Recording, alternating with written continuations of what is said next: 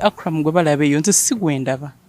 Olaba aliwa? Ndaba a complete husband era just alhamdulillah. Eri ensinga egamba nti omwami aswaza mukyala we gwe no weebaza Katonda. Nebaza Mungu.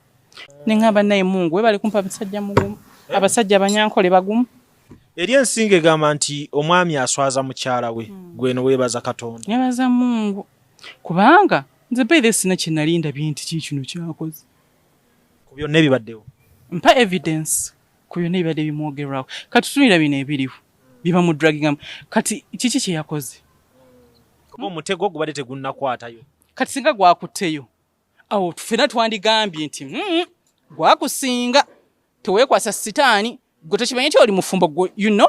Tusobola n'omulekeramu kali nti mutego.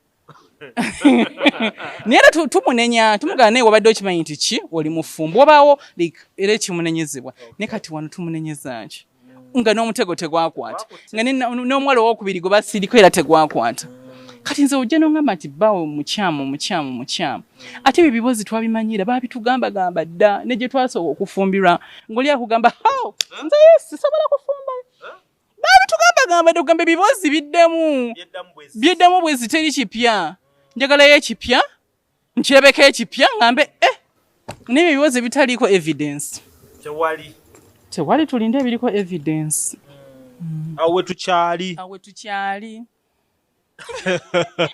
nabagambye bano bali solid very solid naye nga wakati mu mbeera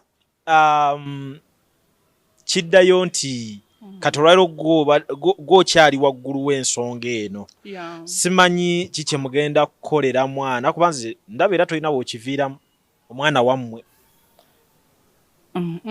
omwana oyo anaatera okweza 18 years anaatera kubanga mami we yagambye soon agenda kweza 17 wanaba afuuse adult atakyali mukyala poza bayingira mu side ya women empowerment nga mugal child avuddeyo muki ekitegeeza omwami wampangira eri e US kuba like olina connections nyingi nawe kenyini nsobola okutwala mu nsi gy'oyagala okikakasa Hajjat nina profile Robagu kakati gwe wenna amala okufa ng'ogamba bambi Hajjat ate nga you're close to me nga oba olina ky'oyagala nsobola okuteerako just omukono gwange ne bakuwa visa Hajjat I can recommend you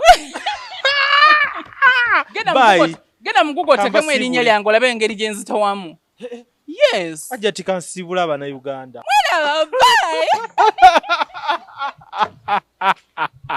Hajjat komawo kyembadde ngamba mbasiibula nti ebyange ogenda bikolako Hajjat kati ku connection zolina lwaki sibasiibula kubanga obeera oli serious ng'oyagala I can recommend you and you get a visa yes bantu bangi be recommending ne bagenda okikakasa seriously kikobadde tokimanyi bulijjo nze nkubuusabuusa kale Allah akwadde omukisa oline Hajjat wano omukubi essimu directly n'oyogera naye kati oli awo Hajjat ngangezezzaako ebyo ebyokugenda ntuve mu Uganda but wallahi woba oli serious ojja kugenda if you're serious ojja kugenda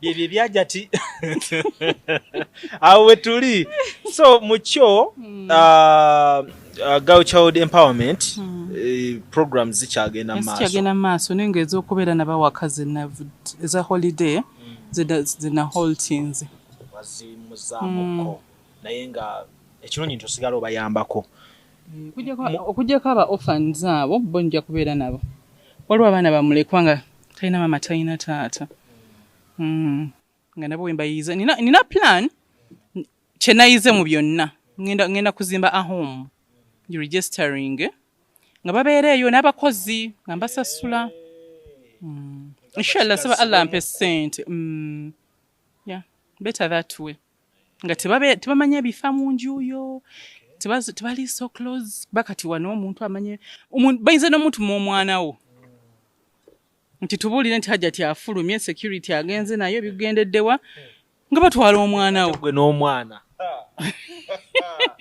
byonna bisoboka bwana nina bubiruka bwa nkoko so muneewe ebitya wali nga mukola agreement wabadde n'obukwakkulizo anti obukwakulizo nabadde mbwetaaga kubanga nabadde saagala mwana oyo kuddamu kumookinga. Omanyi kino manyi omwana omuto okubeera ng'akuyisaamu amaaso okitegeera ate emyaka egyo abaalaba mwenna asobola basitula adolescent omumanyi ajejejejejeja abaalaba nga yaliko naye katusuubire nti we yeebase olyawo yategedde nti butuufu ddiiro zino nina okuzivaamu ziyinza okundeetera obuzibu bakati twamugamba twakeerako nkya kumanya nti odi ezo ziridde ate gye tuli kati olaba ezaakomyewo olabye ensi weefaanana katusuubire nti yafunyemu ekyokuyiga. Endagaano yaffe kati ogiyina mu nju? Endagaano eriwa? Ne gye mwakoze ne Niko? Yafunyeko kopi nange kopi ne police